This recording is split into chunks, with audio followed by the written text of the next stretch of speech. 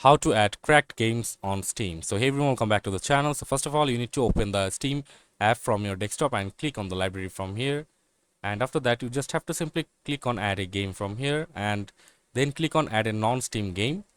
And after clicking on here, it will scan whole computer of yours and find the cracked file also here.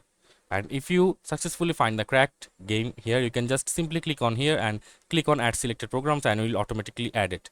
And if you can't find the cracked game here, so you can just click on the browse section from here and go to the click on the browse section from here and go to the cracked games official folder and select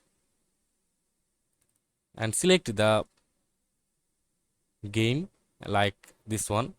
As you can see, like let's say this one is a game, and click on here, and then you just can click on the game opener file and click on the open, and after clicking on open, it will automatically add it to your library. So that's it for this video. That's how you can add your cracked games to your Steam.